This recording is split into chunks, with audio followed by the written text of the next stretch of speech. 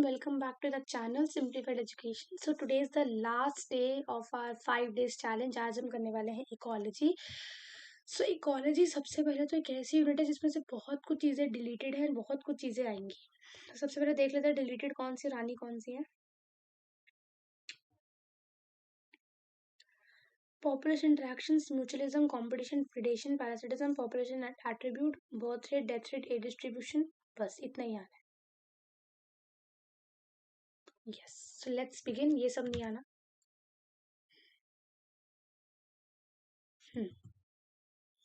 सबसे पहले हम बात करते हैं पॉपुलेशन क्या होती है. पॉपुलेशन सिंपल सीधी मतलब है कि एक जगह पर, एक एरिया में कितने लोग रहते हैं. एक जगह में, एक एरिया में, ठीक है, कितने लोग रहते हैं. Number of species living in that area. ठीक है, एक जगह में कितने चूहे रहते हैं, वो पॉपुलेशन है. कितने इंसान रहते हैं, पॉपुलेशन है. कितने बैक्टीरिया रहते हैं, पॉपुलेशन है. पॉपुलेशन के एट्रीब्यूट्स देखो बहुत सारे. सबसे पहले आता है बर्थ रेट. मतलब पॉपुलेशन चेंज किससे होगी. 15 चूहे थे, 5 नए आ गए, तो वो क्या हुआ, बर्थ रेट हुआ. ठीक है, कैलकुलेट कैसे करोगे. पहले कितने थे, कितने नए आए, और पहले कितने थे, दोनों को डिवाइड कर दो. देखो पहले 20 थे, 8 नए आ गए, तो कितना बर्थ रेट हुआ, 0.4% बर्थ रेट. फिर आता है अपना डेथ रेट, कितने लोग मर गए. ठीक है, फॉर एग्जाम्पल 40 लोग थे, 4 की मौत हो गई, तो 4/40, 0.1% पॉपुलेशन. फिर आता है सेक्स रेशियो की कितनी फीमेल्स हैं पर मेल के लिए. हाउ मेनी फीमेल्स पर मेल. तो 60% पॉपुलेशन फीमेल्स की है, 40% मेल्स की है. मेल कम है, फीमेल ज्यादा है. फिर हमारा आता है एज पिरामिड. एज पिरामिड में क्या होता है, हम देखते हैं कि कितने लोग हैं. देखो 4 तरीके के होते हैं. एक होते हैं प्री रिप्रोडक्टिव. प्री रिप्रोडक्टिव मतलब नवजात शिशु. रिप्रोडक्टिव मतलब एज इनकी 14 साल से 21 साल तक के बीच में है. फिर आते हैं पोस्ट रिप्रोडक्टिव, बूढ़े. पोस्ट रिप्रोडक्टिव में कौन आते हैं, बूढ़े. अब देखो एक्सपैंडिंग में हम क्या देख सकते हैं कि प्री रिप्रोडक्टिव बहुत ज्यादा है, यानी कि बच्चे बहुत हैं, और बूढ़े कम है. एक्सपैंडिंग में एग्जाम्पल क्या होगा, हमारा इंडिया. स्टेबल में क्या होता है, स्टेबल में कि जितने प्री रिप्रोडक्टिव है उतने रिप्रोडक्टिव है, और उससे कम थोड़े से पोस्ट रिप्रोडक्टिव है, स्टेबल. और डिक्लाइनिंग में क्या होगा, स्टेबल का example developed countries like America, USA. Declining का मतलब कि पॉपुलेशन डिक्लाइन कर रही है, बच्चे है ही नहीं. जहां बच्चे ही नहीं पैदा हो रहे, एग्जांपल स्पेन. एग्जांपल क्या होता है, Spain. This is the age pyramid. This is very important. Age pyramid को बस याद रखना. इसके शेप्स, एक होता है ऑन शेप होता है, एक होता है बेल शेप होता है ना. ओके. फिर हमारा आता है पॉपुलेशन डेंसिटी. पॉपुलेशन डेंसिटी क्या होती है कि कितनी स्पीशीज है पर यूनिट एरिया या पर यूनिट वॉल्यूम. ठीक है, for example in an area 200 parthenium plants थे और एक बहुत बड़ा बैनियन ट्री था. ठीक है, तो ये हमारा क्या होगा, पॉपुलेशन साइज होगा. क्या होगा, पॉपुलेशन साइज. पॉपुलेशन साइज मतलब कितने इंडिविजुअल्स रह रहे हैं पर यूनिट एरिया. ठीक है, हम इसको काउंट कैसे करते हैं, या तो कवर बायोमास से देख लो, ये रिलेटिव पॉपुलेशन डेंसिटी देख लो, मतलब अंदाजा लगा लो. ठीक है, अंदाजा लगा लो. या फिर आप क्या कर सकते हो, अगर कहीं भी आपको पता लगाना है कितने टाइगर हैं, तो टाइगर तो ऐसे काउंट तो नहीं कर सकते हो, तो उनके पग मार्क्स, के पैरों के निशान, उनका फीकल मैटर से पता लगा सकते हो कि कितनी टाइगर की वहां पॉपुलेशन पाई जाती है. पॉपुलेशन ग्रोथ की अगर हम बात करें, तो पॉपुलेशन ग्रोथ में ना सिंपल सीधी बात है, ये हमारी पॉपुलेशन डेंसिटी. देखो इसमें ऐड क्या होगा, और पॉपुलेशन डेंसिटी है, समझो 40 लोग हैं. कितने लोग हैं, 40 लोग हैं. अभी 40 में बोलूँ, चलो जब मैंने देखा तो यहाँ पे 40 लोग रहते थे, 2 साल बाद आई तो यहाँ 50 हो गए. तो ऐसा क्या हुआ, क्या ऐड हुआ जो यहाँ बढ़ गए नंबर. सबसे पहला हुआ नटैलिटी, यानी कि बर्थ रेट. बच्चों का जन्म हुआ इसलिए पॉपुलेशन बढ़ी. तो कौन सा इफेक्ट आएगा, प्लस इफेक्ट आएगा. एक पॉसिबल हो सकती है कि लोग बाहर से यहाँ पे रहने आ गए, तो होता है इमिग्रेशन, ये भी होगा पॉजिटिव. ठीक है, या इसका उल्टा हो गया, यानी कि 40 थे जब मैं आई तो 30 हो गए। तो पॉसिबिलिटी है, या तो हो गया डेथ रेट, मोर्टेलिटी हो गई, ये होगा नेगेटिव, या तो लोग यहाँ से बाहर रहने चले गए, ई माइग्रेशन माइनस। ई याद रखना, ई से याद रखो एक्सिट। तो अगर ई वाला माइग्रेशन है तो वो एग्जिट हो जाएगा, उस जगह को छोड़ के चले गए। अगर आई वाला है तो मतलब इन आ जाएगा, तो वो अंदर आ जाएगा। अब इसको अब काउंट कैसे करोगे, टोटल कितने हो गए, देखो टोटल, टोटल प्लस, प्लस में क्या ऐड होगा, एक बर्थ ऐड होगा और एक इमिग्रेशन ऐड होगा, माइनस क्या होगी, डेथ ऐड होगी और इमिग्रेशन माइनस होगी। डेथ और ई माइग्रेशन प्लस करके दोनों को माइनस कर देंगे, किससे, पॉपुलेशन डेंसिटी से। ठीक है, फिर हमारा आता है ग्रोथ मॉडल, जो कि बहुत जरूरी है। ग्रोथ मॉडल ये कहता है, दो तरह के ग्रोथ मॉडल है। पहला ग्रोथ मॉडल कहता है कि भाई एक्सपोनेंशियल ग्रोथ होती है, यानी कि रिसोर्सेज, फूड, स्पेस सब क्या है, अनलिमिटेड। रिसोर्सेज क्या है, अनलिमिटेड। जब तक स्पीशीज का मन करता है तब तक वो ग्रो करती है। ठीक है, इसको हम लिखते हैं dn upon dt is equal to rn की फॉर्म से, जिसमें r होता है intrinsic rate of natural increase. ठीक है, और इसका जो कर्व है वो बनता है ये वाला कर्व। कौन सा कर्व, ये वाला कर्व, जिसको हम बोलते हैं जे शेप कर्व। क्या, कौन सा कर्व होता है ये, जे शेप कर्व। ये हमारा होता है एक्सपोनेंशियल। एक्सपोनेंशियल का मतलब ही क्या है कि रिसोर्सेज अनलिमिटेड है, पॉपुलेशन एक्सपोनेंशियली ग्रो करेगी, जब तक मन करेगा तब तक ग्रो करेगी, अनलिमिटेड ग्रो करेगी। लेकिन कैसा होता है, एक्सपोनेंशियल ग्रोथ होती है, नहीं, ग्रोथ कौन सी होती है, लॉजिस्टिक, मतलब लॉजिक वाली ग्रोथ। कोई पॉपुलेशन में अनलिमिटेड रिसोर्सेज नहीं होते हैं, लिमिटेड लिमिटेड रिसोर्स होते हैं। तो यहाँ पे dn upon dt is equal to r n, ये हमने एक्सप्लेनेशन में पढ़ा था। यहाँ पे क्या, एक k ऐड हो जाएगा, जो होती है हमारी carrying capacity, it is k minus n upon k। k क्या है यहाँ पे, कैरिंग कैपेसिटी। ठीक है, इसका जो कर्व होता है ये होता है सिग्मॉइड का। मतलब क्या कहते हैं कि पहले जैसे जैसे रिसोर्सेज हैं वैसे वैसे ग्रोथ होगी, जैसे जैसे रिसोर्सेज खत्म होंगे ग्रोथ कांस्टेंट होती जाएगी, ग्रोथ रुक जाएगी। सिग्मॉइड कर्व, इसको हम बोलते हैं सिग्मॉइड कर्व। और वो कौन सा होता है, जे शेप कर्व। किसने दिया था ये, वर्हल्स्ट पर्ल्स्ट लॉजिस्टिक ग्रोथ। ठीक है, अब हम बात करते हैं हमारा next topic, the last topic, that is life history variation. This is very important, कि मतलब अगर दो इंसान, दो स्पीशीज अगर साथ में रह रही हैं तो वो आपस में इंटरैक्ट कैसे कर रही है। सबसे पहला आता है प्रेडेशन। ऐसे देखो, ये वाला पहले टेबल देखो। सबसे पहले आता है म्यूचुअलिज्म। म्यूचुअलिज्म का मतलब क्या है कि दोनों स्पीशीज भाई भाई बन के रह रही हैं, तेरा फायदा मेरा फायदा, मेरा फायदा तेरा फायदा, दोनों को फायदा, पॉजिटिव पॉजिटिव। कंपटीशन, अब देखो कंपटीशन ना कभी भी हेल्दी नहीं होता, कंपटीशन दोनों के लिए नुकसानदायक होता है। तो कंपटीशन में क्या होगा, दोनों को नेगेटिव नेगेटिव, कंपटीशन में क्या होगा, नेगेटिव नेगेटिव। फिर आती है प्रेडेशन, मतलब शेर, शेर डियर को खा गया। शेर किसको खा गया, डियर को खा गया। शेर का क्या हो गया, फायदा, डियर का क्या हो गया, नुकसान। शेर का क्या हो गया, फायदा, डियर का क्या हो गया, नुकसान हो गया, है ना। तो शेर को फायदा, डियर का नुकसान, प्लस माइनस प्लस माइनस।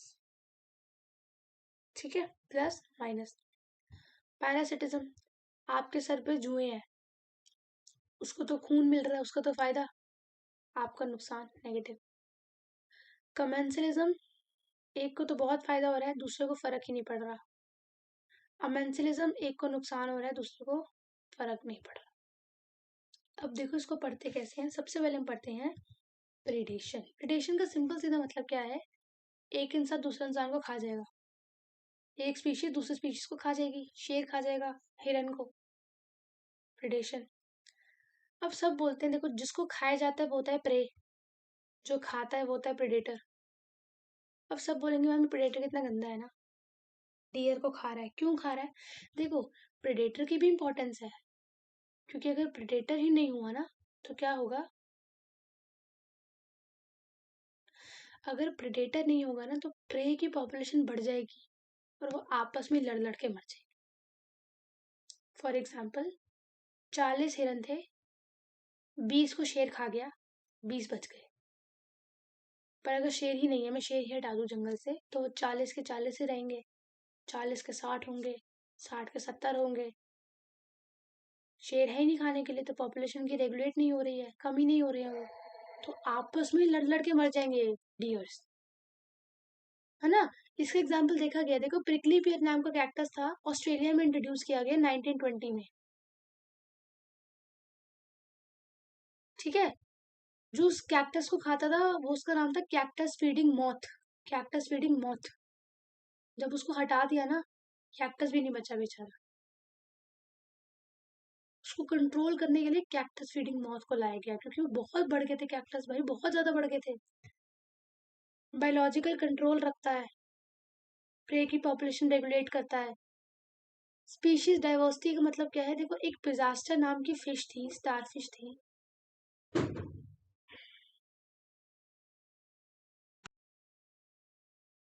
ठीक है। तो पिजास्टर नाम की फिश थी, ठीक है, जिसको हमने हटा दिया। वो कौन थी, प्रेडेटर थी। किसको खाती थी वो खाती थी बहुत सारे इन्वर्टिब्रेटास को। देखा गया जब पिजास्टर को हटा दिया ना, तो 10 स्पीशीज ऑफ इन्वर्टिब्रेटा एक साल के अंदर अंदर खत्म हो गए। कैसे, आपस में लड़ लड़ के, इंटर स्पेसिफिक कॉम्पिटिशन हुआ, आपस में लड़ लड़ के खत्म हो। इसीलिए प्रेडेटर बहुत जरूरी है। प्रेडेटर नहीं होगा ना, तो प्रे की पॉपुलेशन इतनी बढ़ जाएगी, इतनी बढ़ जाएगी, इतनी बढ़ जाएगी कि वो आपस में लड़ लड़ के मर जाएंगे, ठीक है। और प्रेडेटर में क्या है, स्पीशीज इंटरेक्शन क्या है, एक को फायदा हो रहा है, एक का पॉजिटिव, दूसरा माइनस, एक का फायदा दूसरे का नुकसान। अब आपको क्या लगता है, अगर प्रेडेटर खा रहा है तो क्या प्रे अपने आप को खाने देगा कि आजा भाई मुझे खा ले, नहीं। वो भी अपने आप को प्रोटेक्ट करने के लिए बहुत कुछ करता है। सबसे पहले कैमोफ्लेज, गिरगिट। अब गिरगिट तो बहुत इजीली बच जाएगा, है ना। कोई उसको खाने आएगा तो क्या हो जाएगा, कलर बदल लेगा और कहीं पे जाके छुप जाएगा। जैसे हरा कलर में तो ग्रास में जाकर छुप जाएगा। कुछ होते हैं जो बहुत पॉइजनस होते हैं, जिनको खाते ही प्रेडेटर कहता है आथू ये क्या खा लिया मैंने, ठीक है। मोनार्क बटरफ्लाई अपने अंदर एक केमिकल सेक्रेट करती है जिससे इसका टेस्ट बहुत गंदा हो जाता है, तो प्रेडेटर कहता है मैं खा ही नहीं रहा, कितना गंदा टेस्ट है, ठीक है। फिर थॉर्न्स, कैक्टस अपने आगे कांटे कांटे कर लेता है ताकि उसको कोई खा ना पाए, क्योंकि प्लांट्स के पास तो और कोई जगह नहीं है ना, प्लांट्स मूव थोड़ी ना कर सकते हैं। और कोई निकोटीन, कैफीन, ये सब सिक्रीट करता है ताकि वो प्रेडेटर से बच पाए। नेक्स्ट हमारा आता है कंपटीशन। कंपटीशन का मतलब क्या है, दोनों का नुकसान होगा, कंपटीशन। और कंपटीशन में बचेगा कौन, कंपटीशन में वही बचेगा जो फिट हो, है ना। इंटर स्पेसिफिक कंपटीशन क्या होता है, इंटर स्पेसिफिक होता है दो स्पीशीज के बीच में, और इंट्रा होता है विद इन। कंपटीशन क्यों होगा, जब क्लोज रिलेटेड स्पीशीज है और सेम लिमिटेड रिसोर्सेज है, रिसोर्सेज क्या है, लिमिटेड है। लेकिन क्या देखा गया पता है, हम कह रहे हैं कि क्लोज रिलेटेड स्पीशीज में होगा और खाना कम है तो होगा, ऐसा नहीं है। देखा क्या गया कि चाहे खाना बहुत ज्यादा हो तब भी कंपटीशन होगा, स्पीशीज आपस में लिंक नहीं है तब भी कंपटीशन होगा। एग्जाम्पल फ्लेमिंगो और फिशेस किसके लिए लड़ रही है, जू प्लैंकटन के लिए लड़ रही है, कहाँ फिशेस कहाँ फ्लेमिंगोस। और अबंडेंट रिसोर्सेज होंगे ना, तब भी कंपटीशन, तब भी कंपटीशन। दूसरा उसको एक को खाने नहीं देगा, दूसरा बोलेगा मैं नहीं खाने दूंगा, मैं खाऊंगा। कंपटीशन की एविडेंस क्या है, क्या देखा गया कि अबिंगटन टॉर्टोइस गैलापागोस आइलैंड में रहते थे। जब वहां पे गोट्स आ गई तो अबिंगटन टॉर्टोइस वहां से खत्म हो गए। क्यों, गोट सुपीरियर थी, टॉर्टोइस इंफीरियर था, गोट ने कहा निकल ले, टॉर्टोइस निकल लिया, ठीक है। एक आता है बैलेनस और कैथालेमस, इसमें भी यही हुआ था। बैलेनस कैथालेमस में क्या था, एक सुपीरियर था दूसरा इंफीरियर था, सुपीरियर वाले इंफीरियर वाले को कहा निकल तू, जो इंफीरियर वाला था वो एक्सक्लूड हो गया। गॉस कॉम्पिटिटिव प्रिंसिपल बहुत इंपॉर्टेंट है, इसने सिर्फ यही कहा था, इसने कहा था कि दो स्पीशीज आपस में कभी भी साथ नहीं रह सकते, जो ताकतवर होगी वो कमजोर वाले को ऑटोमेटिकली खत्म कर देगी, ये बोला था कि no two closely related species can coexist. जो इंफीरियर वन वाली होगी वो ऑटोमेटिकली एलिमिनेट कर देगी इंफीरियर वाले, सुपीरियर वाली इंफीरियर वाले को एलिमिनेट कर देगी। लेकिन मैक आर्थर ने कौन सा कॉन्सेप्ट देगा, सोर्स पार्टीशनिंग। मैं खातू ने क्या कहा, ऐसा नहीं है। अगर ऐसा होता ना तो स्पीशीज बचती ही नहीं, लेकिन ऐसा नहीं है।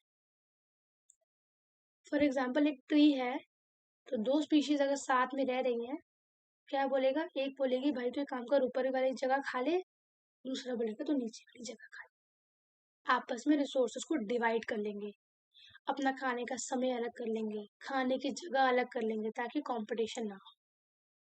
ठीक है जी। फिर हमारा आता है पैरासिटिज्म। पैरासिटिज्म का मतलब क्या होता है, इसमें एक पैरासाइट होता है और एक होस्ट होता है। जैसे जैसे पैरासाइट होस्ट डेवलप होगा, वैसे वैसे पैरासाइट डेवलप होगा। ठीक है। पैरासाइट एग्जाम्पल क्या है, ह्यूमन लीवर फ्लूक है, मलेरिया पैरासाइट है, मलेरिया। ठीक है, जो मलेरिया कॉज करता है।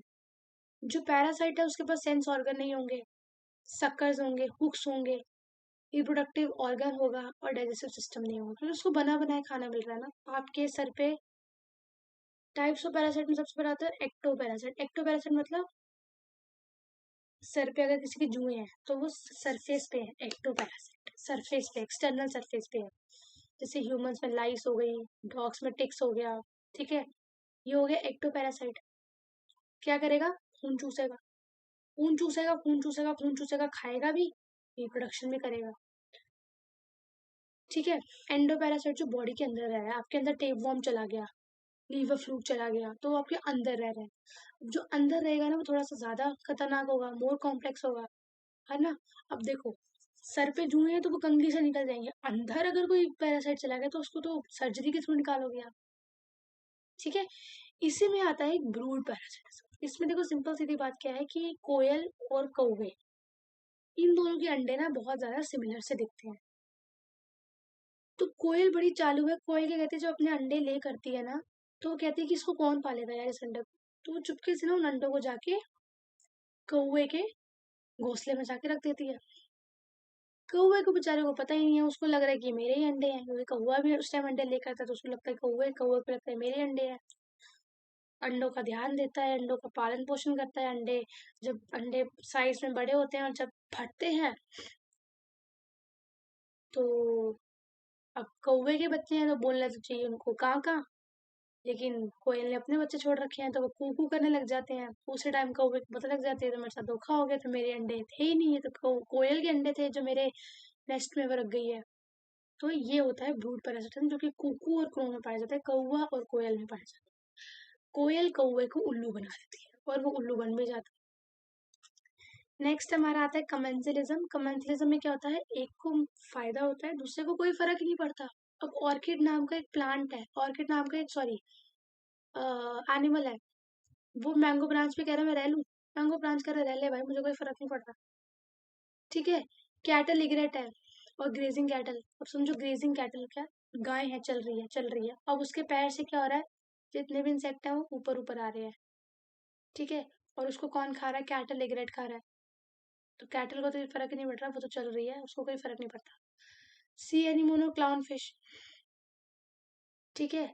सी एनीमोन के ऊपर कौन रह रहा है, क्लाउन फिश रह रहा है, क्लाउन फिश को प्रोटेक्शन मिल रही है, सी एनीमोन को कोई फर्क नहीं पड़ रहा।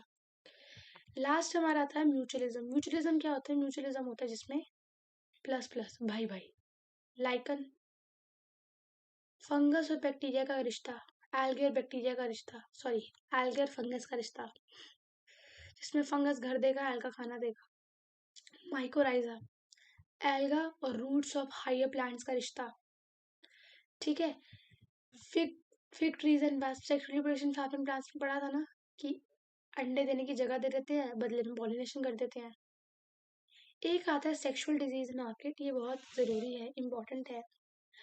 होता क्या है ना, कि ऑर्किड बहुत चालाक है। ऑर्किड क्या करता है, उसने अपने सेपल को, जो उसका पौधा है, उसको पूरा मेल शेप दिया हुआ है, सॉरी फीमेल शेप दे रखी है। तो दूर से कोई मेल इंसेक्ट आता है, मेल इंसेक्ट आता है, कोई आता है तो देखता है अरे फीमेल बैठी है, मजा आ गया, वो उसके पास जाता है। ठीक है। और वहां पे क्या कर देता है, कॉपुलेशन कर देता है, पॉलिनेशन कर देता है। बाद में पता लगता है कि ये तो फीमेल नहीं थी, ये तो पत्ता ही था जिसको फीमेल की शेप बना रखी थी, और लेकिन तब तक पॉलिनेशन हो जाती। सो एक पेटल फ्लावर का अपने आप को फीमेल बी की तरह दिखाता है, उसी साइज में, उसी कलर में, उसी मार्किंग्स में। मेल बी को धोखा हो जाता है और वो कॉपुलेशन कर देता है। ठीक है, जिससे क्या होता है, पॉलिनेशन हो जाती है, और लेकिन बाद में पता लगता है इंसेक्ट को कि ये तो धोखा हो गया। अब सब बोलेंगे इंसेक्ट पागल है क्या, इंसेक्ट को एक बार धोखा खाने के बाद पता नहीं लग रहा। तो ऑर्किड भी बहुत चालू है, जब उसको पता लगता है कि इंसेक्ट को पता लग गया, वो अपना वही चेंज कर देता है। जैसे जैसे बी इवॉल्व होती है वैसे वैसे ऑर्किड भी इवॉल्व हो जाता है। ठीक है, सो इसमें इतना ही है, इसमें बस बहुत छोटा सा चैप्टर है, बहुत ईजी है, इसमें सिर्फ ये याद कर लेना, ये टेबल याद कर लेना और इसके एग्जाम्पल्स याद कर लेना जो मैंने सिखा दिए।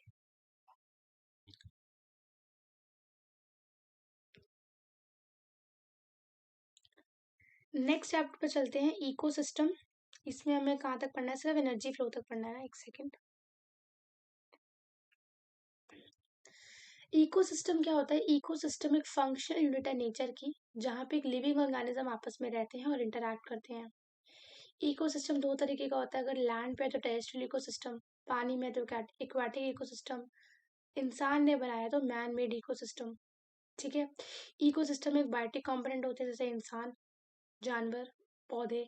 एबायोटिक में होते हैं सन, टेम्परेचर, ये सब।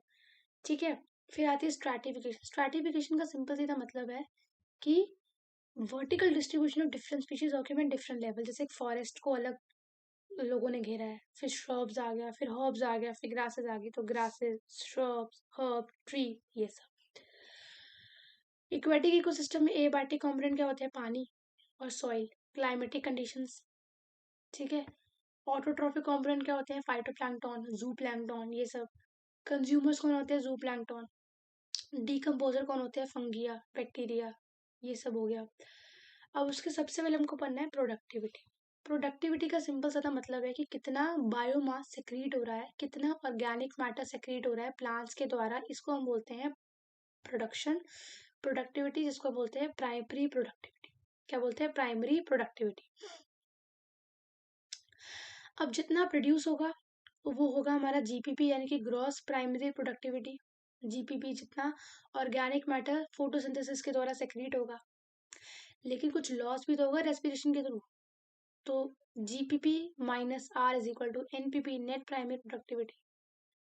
फॉर एग्जाम्पल 20,000 की आपकी सैलरी थी, 10,000 आपके खर्चे में हो गए, टोटल कितने बचे, अभी नेट 10,000 ही बचे। तो वो हो गई हमारी नेट प्राइमरी प्रोडक्टिविटी, जो होगी gross primary productivity minus respiration. Secondary productivity होती है जो कंज्यूमर्स द्वारा ऑर्गेनिक मैटर सेक्रीट होता है।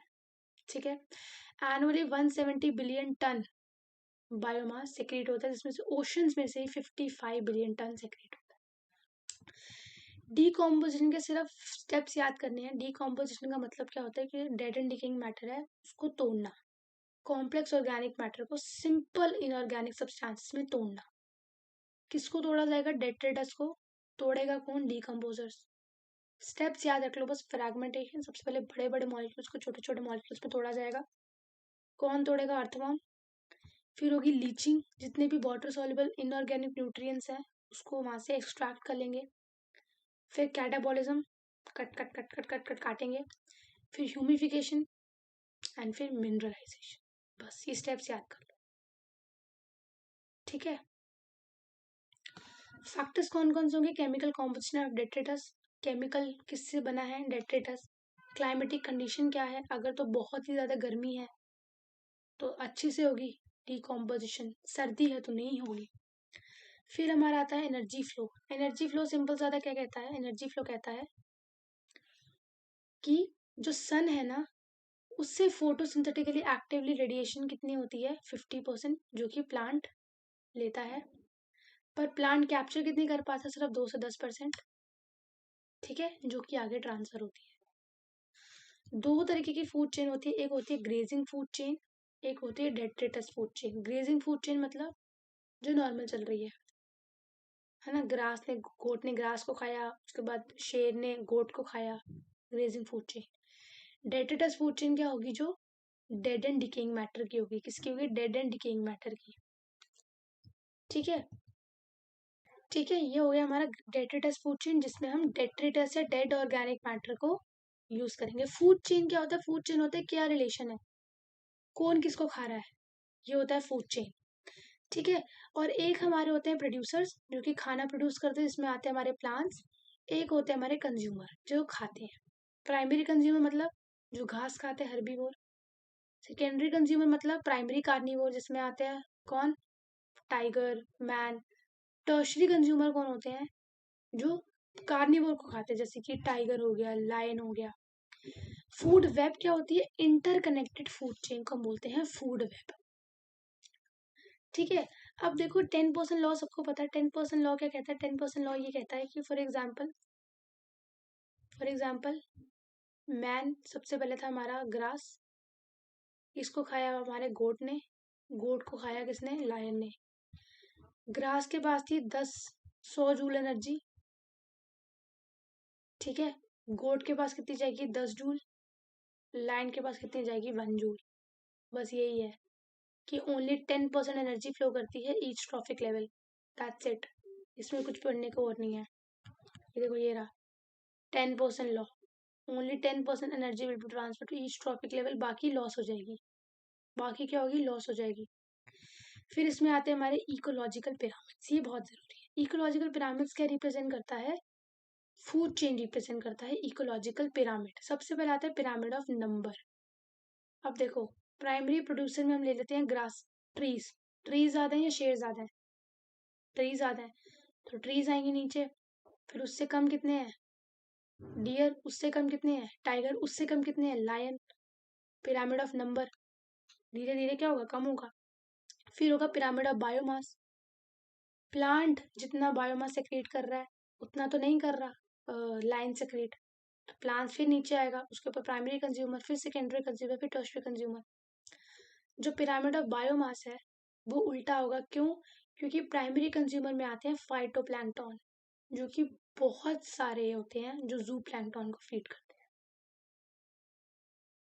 प्राइमरी कंज्यूमर में आते हैं फाइटोप्लैंक्टन, जो बहुत नंबर में होते हैं, जो जू प्लैंक्टन को फीड करते हैं। Pyramid of energy, pyramid of energy भी ऐसी होती है। प्राइमरी प्रोड्यूसर के पास 10,000 जूल एनर्जी थी, प्राइमरी कंज्यूमर के पास 1000 जूल जाएगी, सेकेंडरी कंज्यूमर के पास 100 जूल जाएगी, टर्शियरी कंज्यूमर के पास 10 जूल जाएगी।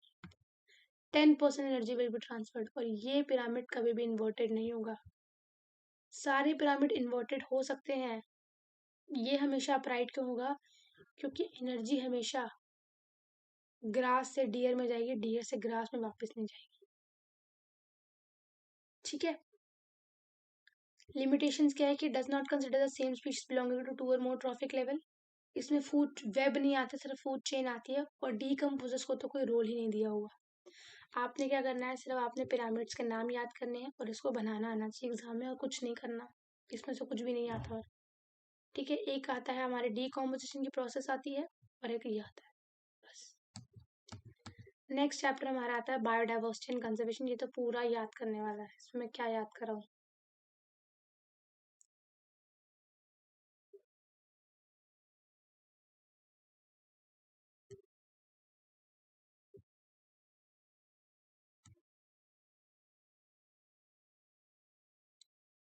इसमें देखें क्या क्या आना था।